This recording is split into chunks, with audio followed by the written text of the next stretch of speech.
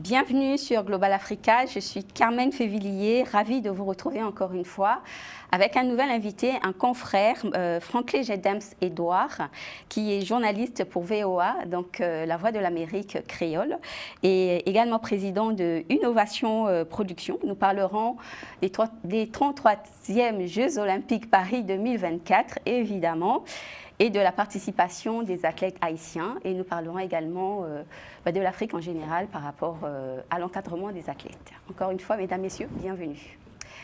Bonjour Gedems. Bonjour Carmen. Ravi de te trouver, de t'inviter. Également. Merci d'avoir répondu positivement à cette invitation.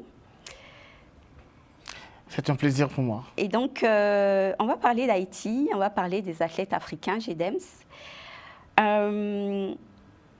Tu es confrère et je voudrais qu'on échange librement sur les différentes problématiques qu'on a remarquées au niveau de ces Jeux Olympiques. Tout à fait. Notamment les performances des Africains ou pas, la participation d'Haïti, on va parler de la binationalité, on va faire un peu le tour des problèmes. Avec plaisir, je suis là pour ça. Et donc, on va aller par Haïti, Gedems. Alors, on va faire le point sur Haïti. Je sais que pour l'histoire, Haïti a participé à 14 Jeux d'été déjà, des Jeux Olympiques d'été, à aucun jeu d'hiver. Et le pays a gagné, je pense, 2 médailles, c'était en 1924. Est-ce que tu le confirmes? Je ne peux pas confirmer sur les dates exactement et sur les années principalement, mais je peux te dire, Carmen, je reconnais au moins Haïti, de mémoire, au moins Haïti a déjà gagné une médaille avec un athlète qui s'appelait Silvio Cator, du temps Tchadi. Ça me remonte à la mémoire. Oui. Effectivement, Haïti a déjà gagné au moins une médaille. En 1928. Oui, tout à fait. En saut en longueur. Exactement. Il a gagné en 1928 en saut en longueur avec une médaille en argent. Alors, revenons en 2024, Gedems, quel est le bilan des athlètes haïtiens?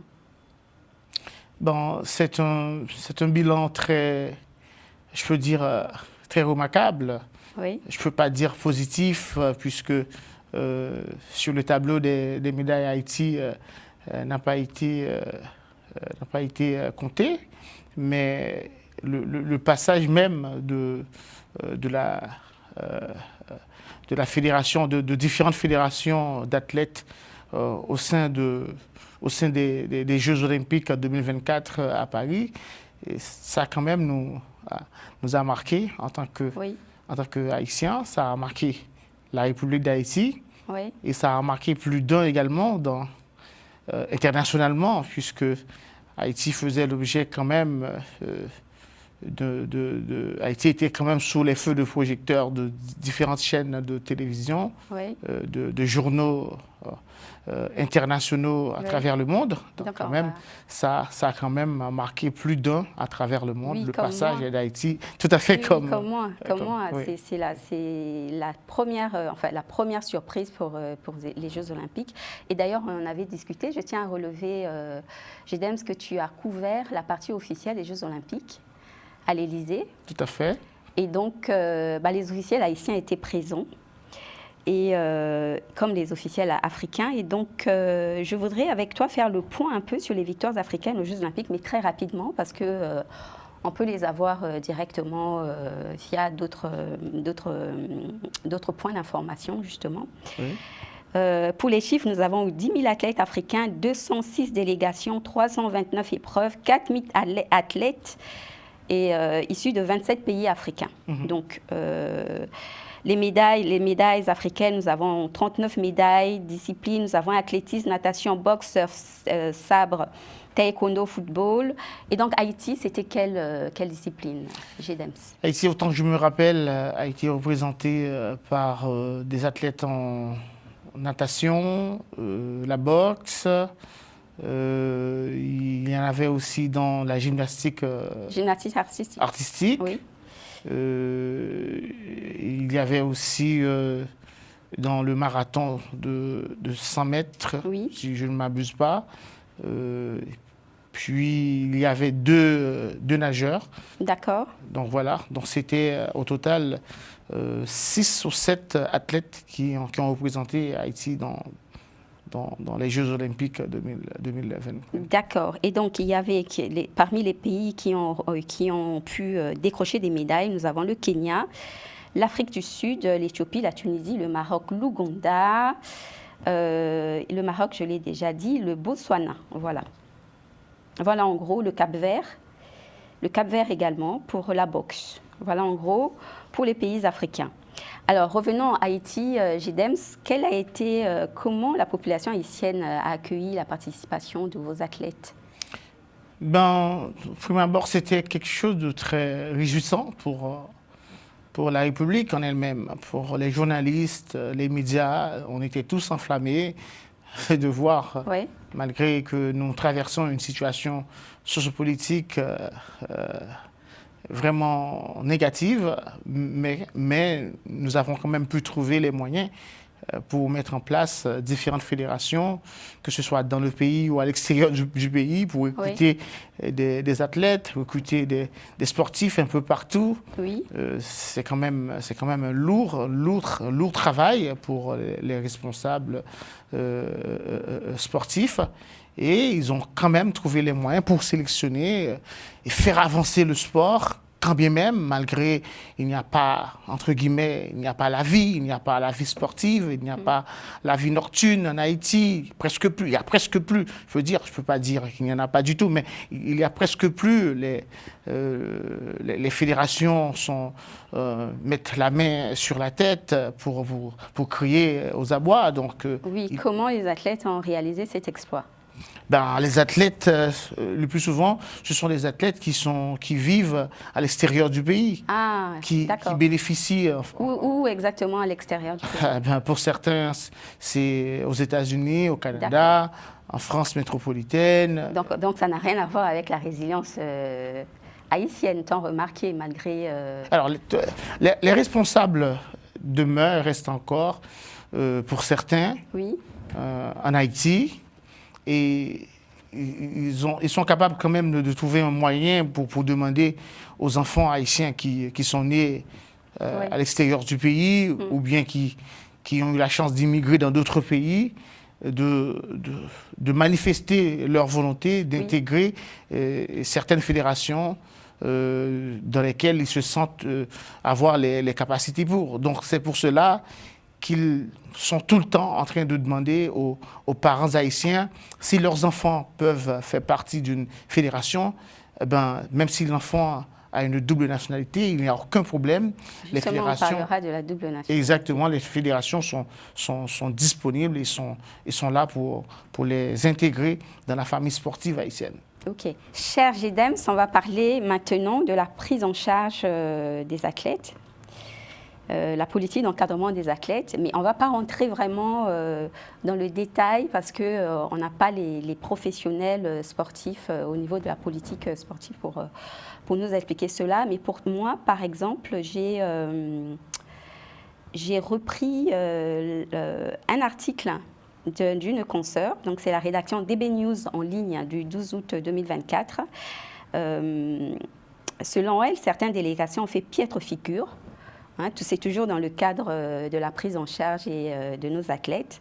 Donc, je cite la rédaction, « Le Gabon a fait piètre figure aux Jeux Olympiques de Paris avec une délégation démesurée de 104 personnes, dont seulement 5 athlètes noyés parmi 56 et 43 officiels. » Elle dit également que la délégation semble avoir transformé cet événement sportif en virée shopping à Paris. Donc, c'est vrai que, cher Gidems, j'ai eu personnellement également à voir des délégations déambuler dans les villes de Paris pendant la cérémonie d'ouverture des Jeux Olympiques. Et donc, on se pose la question. Donc, il n'y a pas seulement les Gabonais, il y a d'autres délégations et d'autres pays. Et encore, parmi les athlètes de la RDC, 2 ne seraient pas repartis dans leur pays. Est-ce que tu étais au courant? J'ai vu à vol d'oiseau certains articles qui arrivent sur mon téléphone ou sur ma tablette et qui parlent de certains athlètes qui quittent le village pour se promener, pour aller faire du shopping, pour aller à la Tour Eiffel. Voilà. Il y en a qui ont été repris par leur propre fédération. Certaines fédérations ont dû limoger certains athlètes même pendant la période des Jeux Olympiques. Donc, je n'ai pas trop de grands détails à ce sujet, mais quand même, j'ai pu entendre ou voir des articles qui en parlent. Oui, notamment pour la RDC, la nageuse divine Mion Sali qui a terminé sa série en dernière position. Et qui ne serait pas rentrée. Non, parce que les articles que j'ai vus n'étaient même pas question des Africains, c'était d'autres pays, si je ne m'abuse pas, l'Australie, tant d'autres, Brésil. Qui sont repartis chez eux. Brésil, voilà, donc des athlètes qui ont été à la Tour Eiffel pour faire une visite pendant la période des Jeux Olympiques sans demander l'avis de leurs responsables. Ce sont des petites choses comme ça, des choses comme ça que j'ai pu lire à travers les journaux. Et puis pour les Africains, donc nous avons le cas de la RDC. Moi, je reprends ce cas parce que c'est assez grave. Oui. Un athlète de la RDC qui n'est pas rentré en République démocratique du Congo. Donc il est resté. Qui est resté en France. Oh, okay. Et donc, et puis il y a l'athlète Dominique Lasconi Moulamba, toujours de la RDC, qui était en 7e place. C'est un sprinter qui a été testé positif. Bon, il n'a pas été le seul. Hein. Moi, je parle de Dominique Lasconi Moulamba parce qu'on parle d'Afrique. Il n'a pas été le seul. Il y a eu d'autres athlètes, d'autres pays qui ont été également épinglés. Donc voilà, donc à mon avis, ce sont des humains qui sont traversés par des sentiments propres à eux-mêmes et en fonction de leur situation. Et ce sont des choses qu'il faut, au préalable, prendre en compte avec les athlètes. Oui, il s'agit de l'encadrement. Exactement. Voilà, il faut les encadrer. Le sérieux qu'il faut mettre, la discipline qu'il faut mettre. Voilà.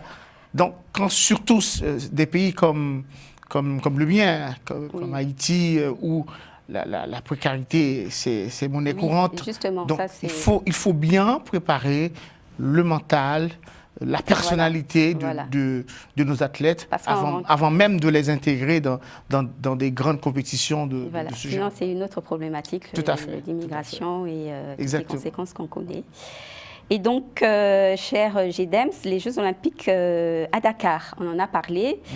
Ça va se faire en 2026, les Jeux Olympiques de la jeunesse. Quelle sera la participation des sportifs haïtiens? Pour le moment, je ne suis pas encore au courant de la participation d'Haïti. Oui. Mais la seule chose que je sais, c'est que en ce moment, les différentes fédérations qui sont en Haïti prennent vraiment à cœur la participation d'Haïti dans différentes compétitions et surtout des compétitions qui peuvent ramener et apporter du bien, ramener des choses positives pour Haïti, parce que Haïti en ce moment est dans une situation extrêmement difficile. Donc, plus on aura des yeux fixés sur Haïti à travers la musique, à travers le sport. Donc, c'est un bien pour Haïti parce qu'en ce moment, Haïti est brillé par la criminalité, Haïti est brillé par la pauvreté, par les catastrophes naturelles et tant de choses. Voilà quoi. Donc, pour nous, c'est toujours un bon moyen, un vecteur. Oui.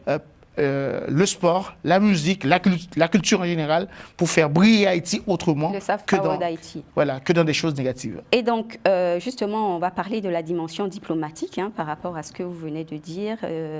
Au niveau de ces Jeux Olympiques 2024, la dimension diplomatique a été mise en avant, soulignant le rôle dans les relations internationales et le dialogue entre les nations. Et donc, vous venez déjà de donner le message d'Haïti. Quel sera le message d'Haïti dans ce dialogue entre les nations ? Justement, comme vous auriez pu le constater, qu'Haïti fait partie prenante toujours des grandes cérémonies. On était à l'Élysée, donc lors du dîner, le dîner bien avant la cérémonie d'ouverture des Jeux Olympiques. Oui. Donc c'est pour vous montrer qu'on est là. Ils savent que nous sommes là. Ils savent qu'Haïti est bien présent. Haïti, depuis 1924. Depuis 1924. Participe aux Jeux. Depuis 1804 même, on peut aller encore plus loin. Oui. Donc on sait qu'Haïti... Évidemment avec de grands noms comme Toussaint Louverture. Exactement. Oui. Donc on est là, on est présent. Et on continuera d'être présent. Sauf que il manque pour la République des décisions fermes contre la corruption, contre l'inégalité, contre la pauvreté, contre l'analphabétisme, contre l'illettrisme. Il manque ces décisions. Il manque des hommes et pour porter... décisions à propos des femmes en Haïti? Exactement. Il manque des hommes et des femmes pour porter... ont joué un grand rôle, hein, justement, dans l'émergence de Haïti au XVIIIe siècle. Vous pouvez m'en dire plus, je pense. On avait qui... Il y avait des femmes dans la politique, dans le paysage politique haïtien. Il y en avait Madame Trouillot, il y avait Madame Maniga. Oui. Avec l'âge lui a quand même ramené à la plus... je ne peux pas dire à la plus déchéance, mais en tout cas, connaissant Madame Maniga, elle ne serait pas intégrée dans cette politique actuelle, parce que Mme Maniga a toujours été une femme qui lutta et qui luttait encore contre la corruption, contre l'inégalité, contre l'analphabétisme, etc. Donc, on en avait, mais malheureusement, c'est comme elle passe juste comme une lettre à la poste. Donc, c'est bien dommage. Et pour l'instant, nous avons des femmes qui sont dans le gouvernement actuel. Comme Madame... Quel département? Madame Dupuis, il y a tant d'autres dans le sport haïtien, ministre des Sports, il y a beaucoup de femmes. Mais on attend leur rôle à jouer pour l'avancement d'Haïti, ou bien pour porter réellement le problème d'Haïti aux autres nations. S'il s'agit bien de l'international pour nous aider, qu'il nous aide. Ou bien s'il y a des hommes aussi en Haïti pour prendre le destin de ce pays, qu'ils le prennent aussi. Ok, il nous reste encore un peu plus quelques questions parce que nous n'avons pas beaucoup de temps, cher GEDEMS. Et donc on va parler des conférences qui a eu lieu à la station Afrique. Les sujets essentiels, c'était ce que j'ai retenu, le paludisme, la désertification. Et pour Haïti, quel sujet on pourrait mettre sur la table?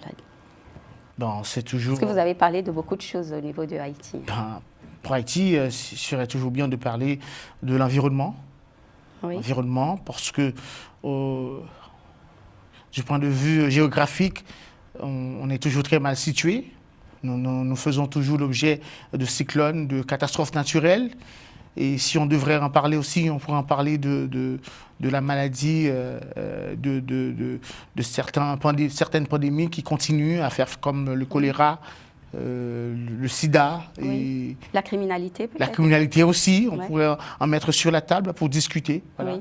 Le kidnapping, qui est l'un des fléaux actuels d'Haïti, qui empêche aux communautés haïtiennes de la diaspora de rentrer chez eux. Ça fait bien plus de 10 ans. Nous sommes restés coincés à l'étranger. Nous ne pouvons pas rentrer chez nous, aller voir nos familles. Donc, il y a tant de sujets qu'on pourrait mettre sur la table pour discuter. Très bien. Et donc, on va parler des athlètes binationaux. Cher GEDEMS, tout à l'heure, tu m'as dit qu'il y avait des binationaux du côté des athlètes haïtiens. Effectivement, je viens à peine d'être nommé représentant de la fédération haïtienne de la gymnastique artistique ici en Europe. Merci beaucoup.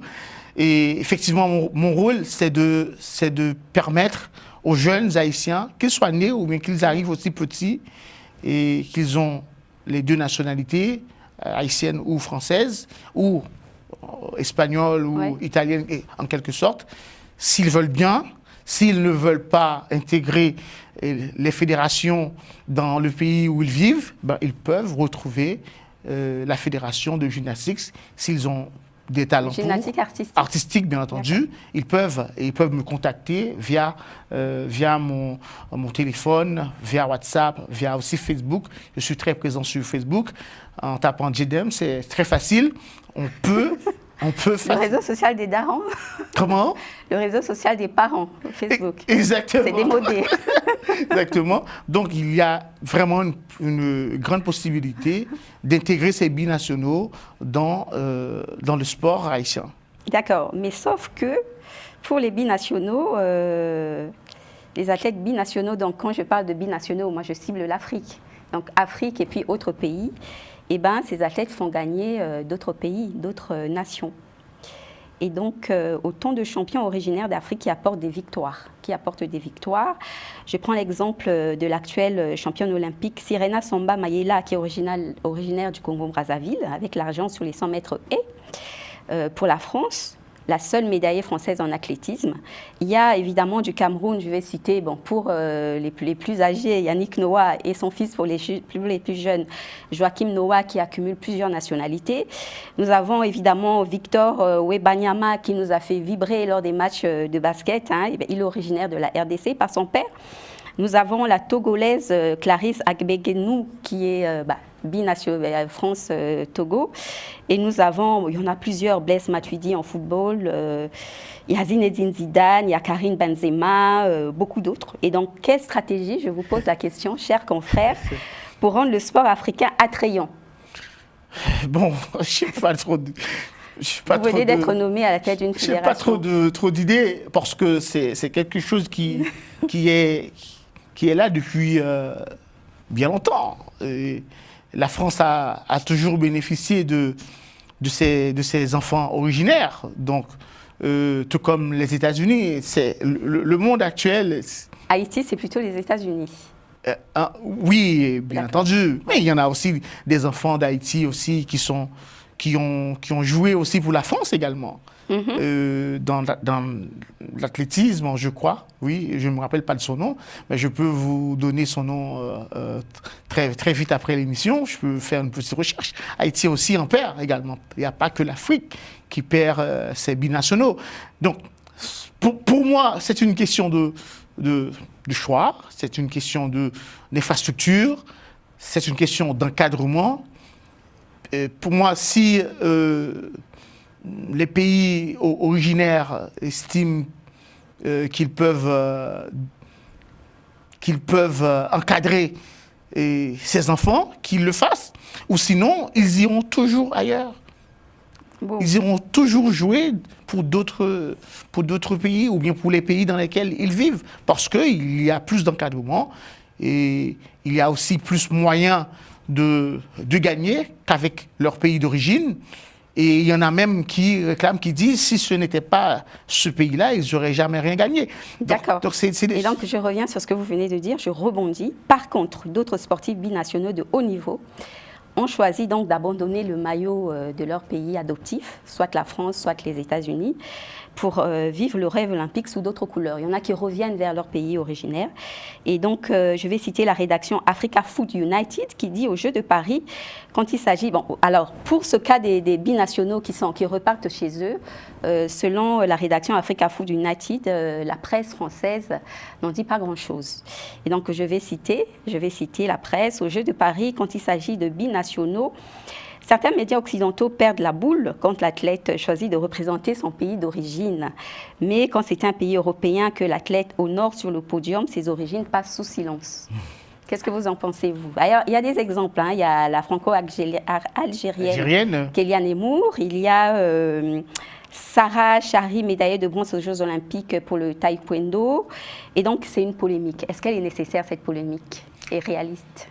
Pour le cas de l'algérienne, de la franco-algérienne, je pense que oui, il y a quelque chose quand même à s'en mordre les droits, parce que elle avait même commencé avec la fédération de gymnastique française. Elle avait déjà commencé. Donc, comme elle était tombée malade, elle a subi des opérations. Donc il y avait une polémique entre le médecin de la fédération française et son médecin personnel, etc. Donc qui ne voulait pas qu'il y a une rechute, etc. J'ai bien entendu des choses comme ça. Et elle n'avait pas eu le droit, effectivement, d'aller reconcourir pour la France. Et elle-même, elle s'était estimée capable de jouer en fonction de sa forme. Et elle avait besoin de montrer au monde entier de quoi elle était capable. Et elle l'a montré, effectivement, sous le drapeau de l'Algérie, où ses parents sont originaires. Donc voilà, donc je pense que la France, jusqu'à présent, en pleure. Donc, on a parlé de la presse. La presse aussi. La presse aussi en parle, il ne reste pas d'en parler pour faire pleurer les Français. Et je crois que ce serait donc la seule médaille d'or dans ce domaine. En athlétisme. Voilà, effectivement. Donc pour les autres pays, par exemple pour Haïti, pour l'Afrique, etc. Je pense que passer sous silence les pays d'origine, je ne sais pas. Mais en tout cas, si on était bien à la place de ces nations, les États-Unis, la France, la Chine, etc., nous autres aussi, on aurait pu faire la même chose. Parce que c'est des médailles qu'on gagne. Quand on gagne des médailles, qu'est-ce qu'on cherche? On reprend l'honneur. Donc tout le monde, tous les pays où on cherche cet honneur venant des athlètes. Donc il n'y a pas vraiment de grande place pour parler de l'origine quand on a une médaille. Très bien, très belle conclusion. Et donc, cher GDEMS, je te dis merci d'avoir participé à cette émission. Ben, c'est moi qui te remercie, Carmen, de m'avoir convié. C'était un honneur de parler d'Haïti, de parler de l'Afrique, et un continent que j'adore également, un continent que je souhaite vivre un jour. Et voilà, donc c'est un plaisir, un grand plaisir. Et j'espère revenir un peu plus tard, ici, dans cette même émission. Avec grand plaisir. Et avec Carmen encore. Avec plaisir. Avec plaisir. Chers téléspectateurs, c'était avec un grand plaisir également que je vais vous dire, enfin, pas que je vais vous dire au revoir avec grand plaisir, merci de votre attention. Et je vais vous retrouver avec grand plaisir pour une autre émission. Je rappelle que j'avais reçu mon confrère GDEMS Franklin GDEMS Edouard, journaliste pour VOA Créole, président de One Innovation Production. Voilà. Et nous avions nous avons parlé de la participation des athlètes d'Haïti et africains aux Jeux Olympiques 2024 de Paris. Et donc, je vous dis à très bientôt avec plaisir. Au revoir.